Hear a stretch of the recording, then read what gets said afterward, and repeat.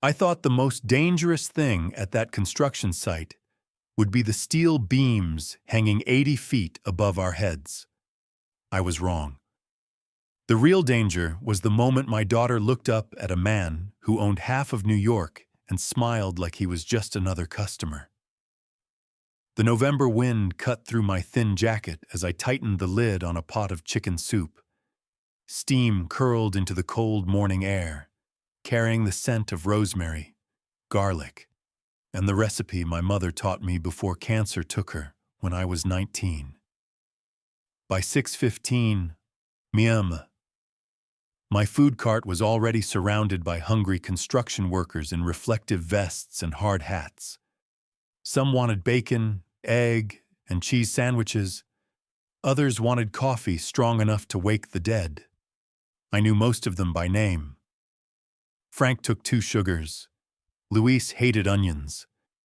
Mike always bought an extra muffin for the foreman and pretended it was an accident. My daughter Lily sat on a folding chair beside the cart, bundled in a pink coat that had belonged to my niece. Her blonde curls spilled from beneath a knit hat with tiny white pom-poms. At 5 years old, she had already learned how to count change faster than some adults. "Mommy, that man gave me a quarter tip," she whispered proudly, holding up the coin like a treasure. "Then say thank you, sweetheart." She grinned, her blue eyes bright despite the cold. "Thank you, Mr. Frank." Frank chuckled and tipped his hard hat. "Best breakfast in Manhattan." I smiled, but my stomach stayed tight. The rent was due in 4 days. Lily's asthma inhaler needed a refill, and the envelope in my apron pocket contained a final notice from the electric company. I had exactly $143.27 in my checking account, and a child who depended on me for everything. Failure wasn't an option. At 7:02 a.m., the entire site went strangely quiet. It started with the foreman straightening his posture. Then conversations stopped one by one. Even the jackhammers seemed to fade into the background. I looked up and saw 3 black SUVs glide to the curb like they owned the street. Men in dark wool coats stepped out first, scanning the area with calm, practiced eyes. Then he emerged from the center vehicle. Tall, broad-shouldered, dark hair brushed neatly away from a face too composed to be accidental. His charcoal overcoat fit like it had been sewn onto him. Every movement was controlled, precise. The kind of man who never rushed because the world waited for him. "Who is that?" I whispered. Frank lowered his voice. "Sebastian DeLuca." The name landed with a weight I didn't understand. I had heard it before on the news, in business articles, in the careful tones people used when discussing men who built empires. He wasn't supposed to notice a woman selling soup from a stainless steel cart on a Manhattan sidewalk. But as he walked past, Lily jumped from her chair with a paper cup of hot cocoa in both hands. Her little boot caught on the leg of the folding chair. Time slowed. The cup tilted, and warm chocolate splashed across the front of Sebastian DeLuca's perfectly tailored coat. The dark stain spread across his charcoal coat like ink on expensive paper. My heart stopped. Hot cocoa dripped from the hem onto polished black shoes that probably cost more than my monthly rent. Lily's lower lip trembled. Her small fingers tightened around the crushed paper cup. "I am sorry, mister," she whispered. Her voice so soft I barely heard it over the rumble of concrete mixers. I moved before I could think. "Oh my God. I am so sorry." I grabbed a stack of napkins, my hands shaking so badly that half of them fluttered to the sidewalk. "Lily, honey, step back." Every worker within 20 feet had gone silent. I could feel their eyes on me. on my daughter, on the man standing in front of us with warm chocolate soaking into a coat that looked custom-made in Milan. I expected anger. I expected a cold stare and a demand that I pay for damages I could never afford. Instead, Sebastian DeLuca crouched until he was eye level with my daughter. For a moment, the entire world seemed to hold its breath. "Are you hurt?" he asked. Lily blinked. "No." "Then there is no problem." His voice was deep and calm, with the faintest trace of an Italian accent. He took one of the napkins from my trembling hand and dabbed at his sleeve as if this happened every day. Lily studied him with the serious expression she used when deciding whether an adult could be trusted. "My mommy makes the best hot chocolate in New York." To my horror, the corners of Sebastian's mouth lifted. Not a full smile, just enough to transform his face from intimidating to devastatingly human. "Does she?" he asked. Lily nodded solemnly. "And chicken soup when people are sad." Something changed in his eyes. It happened so quickly I might have imagined it. A flicker of surprise. Then something deeper. Like a memory he had not expected to find on a Manhattan sidewalk at 7 in the morning. He stood, and suddenly he was towering over me again. "One chicken soup," he said. I stared at him. "Excuse me. For breakfast." His gaze held mine, steady and unreadable. "I would like to try the soup that fixes sadness." Several workers laughed quietly. The tension broke like glass. Air rushed back into my lungs. "Of course." My voice came out breathless. I turned to the cart and ladled steaming soup into the largest container I had. My hands still trembled, but not from fear alone. I added crackers and a fresh spoon, then passed it to him. Our fingers brushed for less than a second. His hand was warm despite the cold. Controlled. Solid. "How much?" he asked. "It is on the house." I should not have said it. I needed every dollar. But he had been kind to my daughter, and some things mattered more than money. His eyes narrowed slightly, as if I had surprised him. Then he accepted the container. Steam curled between us as he lifted the spoon, tasted the soup, and went completely still. Some flavors do not touch your tongue first. They go straight to the part of your heart you thought died years ago. Sebastian DeLuca lowered the spoon slowly. The noise of the construction site continued around us. Engines roared. Metal clanged. Men shouted measurements over the wind. But his expression did not change. He stood completely still, the steam from the soup curling around his face like a memory taking shape. For one impossible second, the most powerful man I had ever met looked lost. "Is it bad?" I asked before I could stop myself. His eyes lifted to mine. They were a striking shade of green, cool and sharp. But now something warmer flickered beneath them. "It tastes like home," he said quietly. The words were simple. The way he said them was not. My throat tightened. No one had ever described my cooking that way. Most people called it good, comforting, or worth the extra $2 for a large serving. But home, that was different. That was sacred. Lily beamed like she had personally invented chicken soup. "I told you." Sebastian looked down at her, and this time his smile was unmistakable. Small, restrained, but real. "You were right." He reached into his coat and removed a black leather wallet. From it, he pulled out a $100 bill and placed it on the stainless steel counter. I stared at it as if it might disappear. "I cannot accept this." "You can."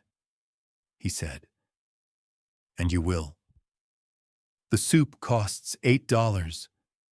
Then consider the rest payment for improving my morning. My cheeks warmed. That is too much. He studied me for a long moment. Do you always argue with your customers? Only the ones who try to overpay me. One of the men standing behind him made a choking sound, as if no one had spoken to Sebastian DeLuca that way before. For a terrifying second, I wondered if I had gone too far. Then Sebastian's eyes darkened with something almost like amusement. Keep it, Hannah. My blood ran cold. I had never told him my name. He seemed to read the question in my face. His gaze dropped to the embroidered patch on my apron. Hannah's homemade kitchen. Right. Of course. I let out a breath I had not realized I was holding. Thank you, I whispered. He nodded once, then continued eating as though he had nowhere more important to be. Workers gathered around the cart again, but their attention kept drifting toward us.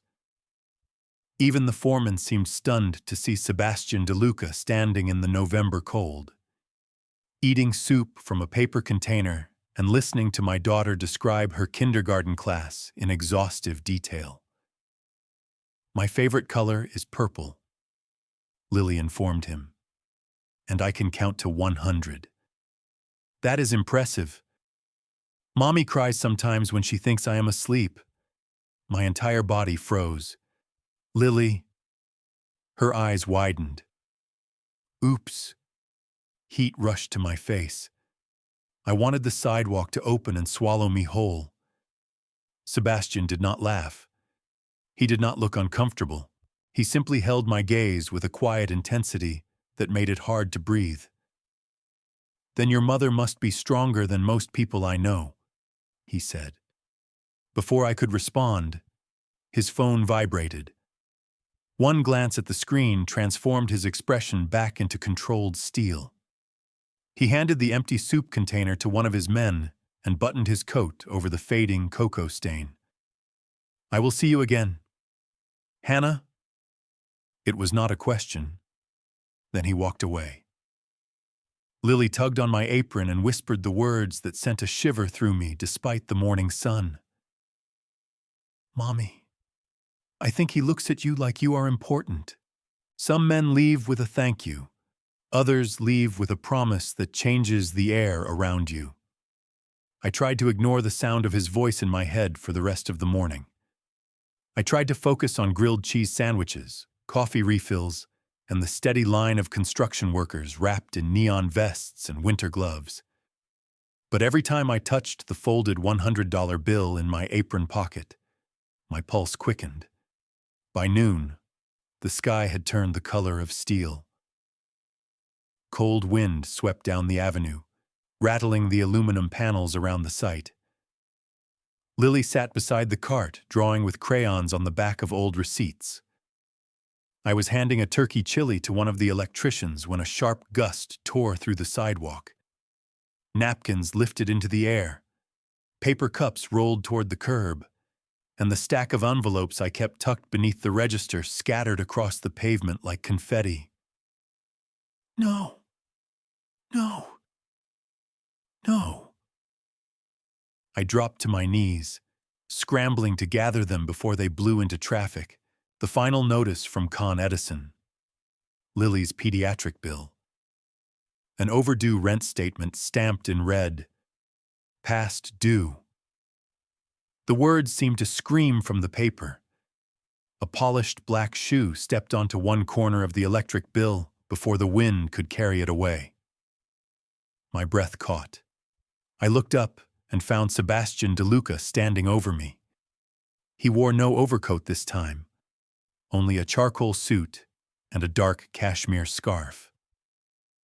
His green eyes moved from my face to the papers in my hands.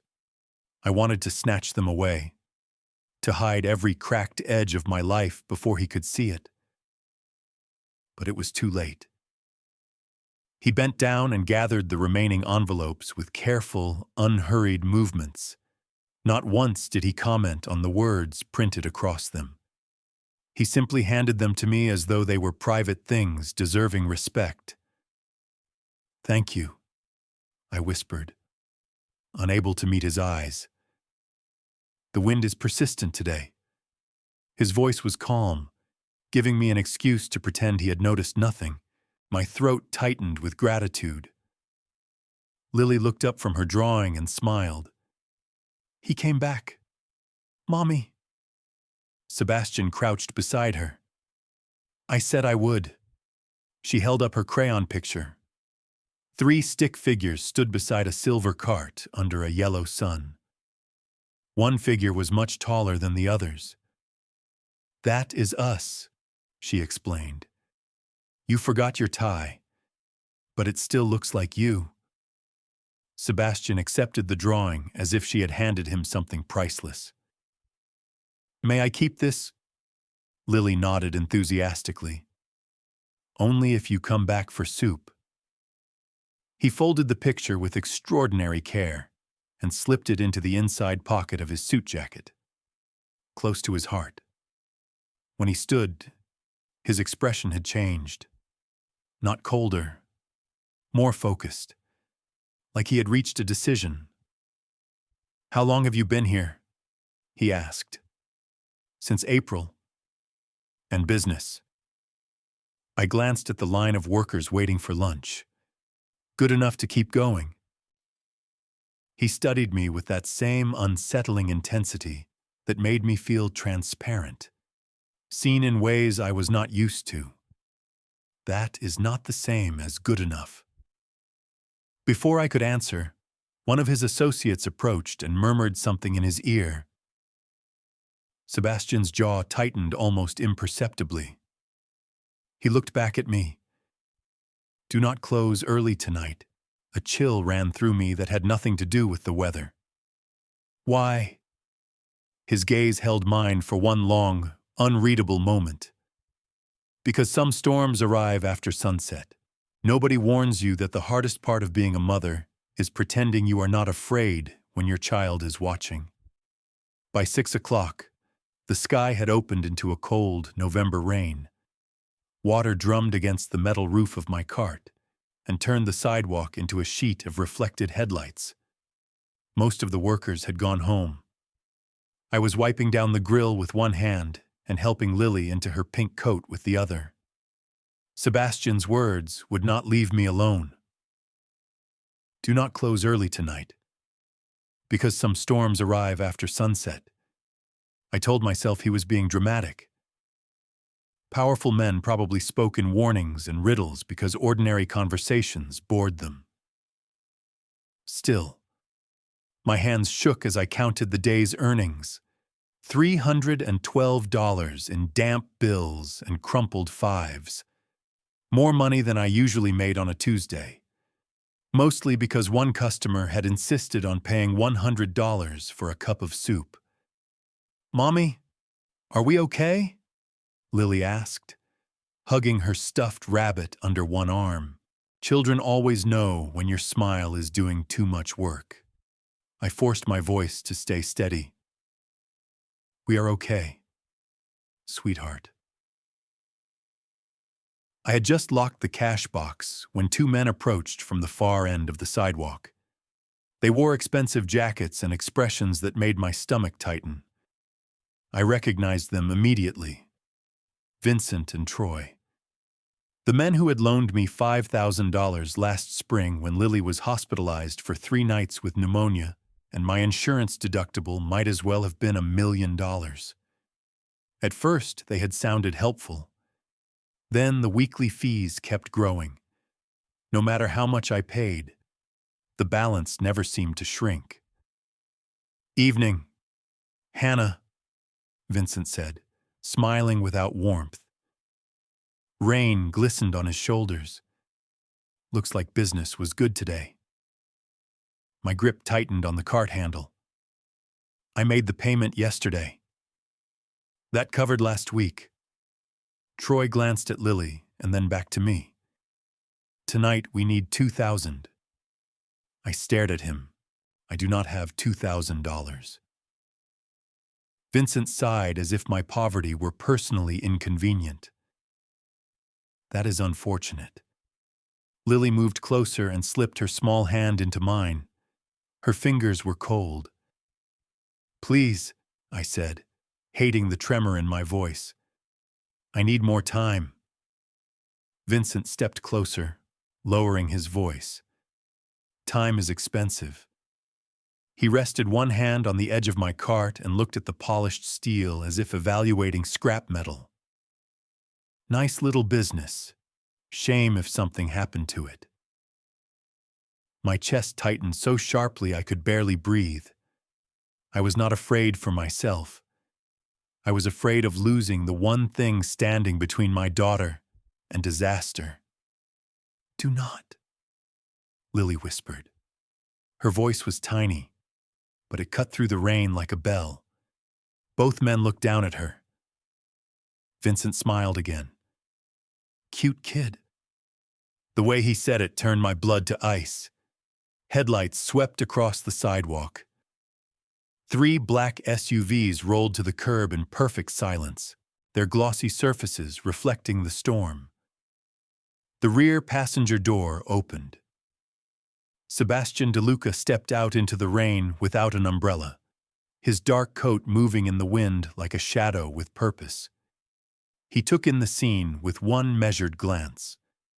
Then his eyes settled on my face, on Lily's frightened expression, and finally on Vincent's hand resting on my cart. When Sebastian spoke, his voice was quiet. That was what made everyone go still. Take your hand off what belongs to Hannah Brooks. Power does not need to shout. Sometimes it only needs one quiet sentence to make the entire world rearrange itself. Vincent's hand lifted from my cart so fast, it was as if the stainless steel had burned him. Rain streamed down his face, washing away every trace of confidence. Troy took one instinctive step backward. I stood frozen beneath the metal awning, Lily pressed against my side, my fingers tangled in the sleeve of her pink coat. Sebastian DeLuca walked toward us with the unhurried certainty of a man who had never once doubted he would be obeyed. Water darkened his coat and glistened in his hair, but he seemed untouched by the storm. 2 of his associates remained near the SUVs, silent and watchful. They did not need to move. Their stillness said enough. Vincent swallowed visibly. Mr. DeLuca, we did not realize this was your concern. Sebastian stopped a few feet away. His expression was unreadable, but the air felt colder around him. You were informed this morning that Hannah Brooks was not to be disturbed. Vincent glanced at Troy, then back at Sebastian. There must have been some misunderstanding. There was. Sebastian's voice remained calm. You mistook her vulnerability for permission. My breath caught. No one had ever described my life so accurately in 6 words. Vincent lowered his eyes. We apologize. Sebastian turned slightly and looked at Lily. His features softened at once. Would you and your mother wait inside the cart for a moment? Lily looked up at me. I nodded, though my legs felt unsteady. We stepped behind the serving window, but through the rain-streaked glass I could still see everything. Sebastian said something I could not hear. Vincent's shoulders slumped. Troy nodded repeatedly. Then, to my astonishment, both men approached the cart. Vincent removed his hat. Rain dripped from the brim onto the pavement. Ms. Brooks, I am sorry for frightening you and your daughter. Troy placed a thick envelope on the counter. Your account is considered paid in full. I stared at the envelope without touching it. What? Sebastian answered from behind them. You owe nothing. The words hit me harder than any threat ever had. I gripped the edge of the counter to steady myself. I cannot let you do that. Vincent and Troy retreated toward the sidewalk, clearly eager to disappear. Sebastian stepped forward as they left, his green eyes fixed on mine. You already have. Why? The question escaped before I could stop it. Rain tapped against the metal roof above us. Lily clutched her stuffed rabbit and watched him with complete trust. Sebastian rested one hand on the counter between us, not touching me, not demanding anything, simply present. Because your daughter should never have to wonder whether her mother is safe. My vision blurred unexpectedly. I blinked hard, embarrassed by the sudden sting behind my eyes. You do not even know me. Pundi, his gaze did not waver. I know enough. Lily tugged on his sleeve. You are like a superhero, but with nicer shoes. For the first time that night, Sebastian laughed, low and genuine. The sound transformed him in a way that stole my breath. He looked down at Lily, then back at me. And his next words were so quiet, I almost missed them. Hannah, no one is going to threaten your family again while I am alive. The most dangerous promises are the ones you want to believe. I did not sleep that night. After I tucked Lily into bed in our one-bedroom apartment in Queens, I sat at the kitchen table staring at the envelope that had erased $5,000 of debt with the ease of crossing out a grocery list. Outside, rain tapped against the fire escape. Inside, my refrigerator hummed and the clock above the stove ticked too loudly. Lily padded into the kitchen at 2:14 a.m., clutching her stuffed rabbit and rubbing her eyes. Are you crying, Mommy? I touched my cheeks and found them damp. Just thinking. She climbed onto my lap, warm and sleepy. About Sebastian. Hearing his first name in her small voice sent a strange flutter through my chest. Maybe. She rested her head against me. He looks at you like I look at pancakes. I laughed despite myself. And how is that? Like he likes you very much. Children should not be so wise. The next morning, I arrived at the construction site before sunrise, determined to return the envelope and make it clear that I could not accept life-changing favors from men I barely knew. The city was still half asleep, streetlights casting pools of amber across wet pavement. At exactly 7 o'clock, a black sedan pulled to the curb. Sebastian stepped out alone. No convoy, no entourage. Just a tall man in a navy coat carrying a paper bag from a bakery. He approached the cart as if it were the most natural destination in Manhattan. Good morning, Hannah. His voice sent a ridiculous wave of relief through me. We need to talk. He glanced at the envelope in my hand and nodded. I assumed so. Lily appeared from behind the cart and launched herself toward him with complete confidence. You came back? Sebastian caught her easily and handed her the bakery bag. Blueberry muffin. No nuts. I stared at him. Lily had mentioned her allergy exactly once. He had remembered. She gasped and hugged the bag to her chest, like treasure. Thank you. I set the envelope on the counter between us. I cannot keep this. Sebastian did not touch it. Why not? Because I did not ask you to solve my problems. His expression remained calm, but his eyes sharpened. And if I wanted to, that is exactly what scares me. The truth hung between us in the cold morning air. For the first time since I met him, he looked something close to wounded. You think I expect something in return? I do not know what to think. He rested both hands on the stainless steel counter, leaning just close enough that I could smell cedar and rain. Then let me make this simple. I paid your debt because your daughter was frightened. I returned today because I wanted to see you. My pulse stumbled. Around us, the city awakened. Trucks rumbled past. Steam rose from subway grates, but his gaze held mine with unsettling certainty. I do not need a savior, I whispered. Sebastian's expression softened in a way that felt almost unbearably tender. Good, he said. I am not trying to save you. Hannah. His eyes flickered briefly to Lily, who was licking blueberry crumbs from her fingers. Then back to me. I am trying to earn the right to stay. Sometimes the smallest gift can reveal the future more clearly than any promise. 3 weeks passed, and Sebastian kept his word. He did not try to buy my affection.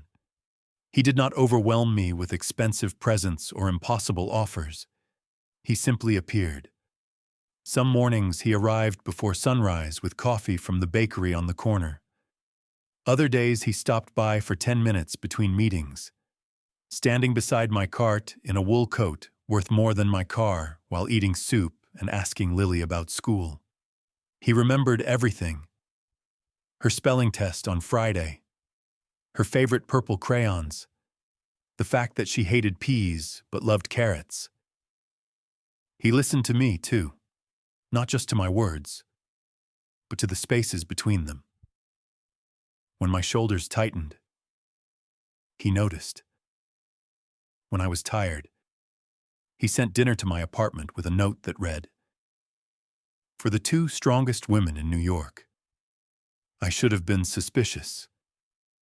Instead, I found myself watching for the black sedan every morning. One Thursday afternoon, the construction workers gathered around the cart earlier than usual. Snow flurries drifted through the air, melting on the warm hood of my grill.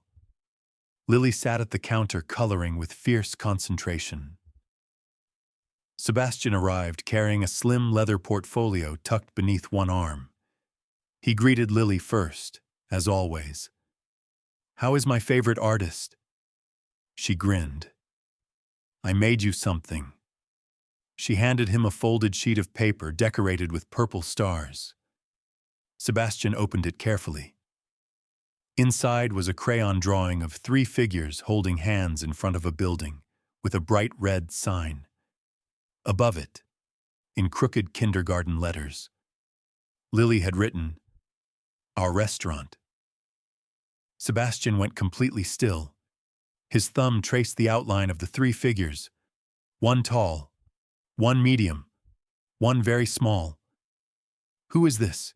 he asked softly, though I think he already knew. Lily pointed proudly. "That is Mommy, that is me, and that is you." My heart stumbled. Sebastian lifted his eyes to mine. The intensity in his expression stole the breath from my lungs. "And this building?" Lily bounced in her seat. "The restaurant Mommy is going to have one day, with lots of soup and pancakes and purple chairs." Sebastian looked down at the drawing again. For a moment, the noise of the city seemed to fade. Snow drifted around us. Steam rose from the soup pot. Workers waited in respectful silence, as if they sensed something important unfolding in the space between a child and a man who had spent his life building towers, but had never truly built a home. "This is the most valuable thing I own," Sebastian said. He folded the drawing with extraordinary care and placed it in the inner pocket of his coat, over his heart, where Lily's first drawing still rested. Then he reached into the leather portfolio and set a single sheet of paper on my counter. Architectural plans, warm wood floors, large front windows, a polished sign above the entrance. Lily and Grace kitchen. My eyes widened. Sebastian. His gaze never left mine. His voice was quiet, but unwavering. I spent my life constructing buildings for strangers. Hannah, I think it is time I built something for the three of us. A year ago, I was selling soup from a food cart and praying my daughter would never see how scared I was. Tonight, I stood beneath crystal chandeliers in the restaurant I once thought existed only in a 5-year-old's imagination.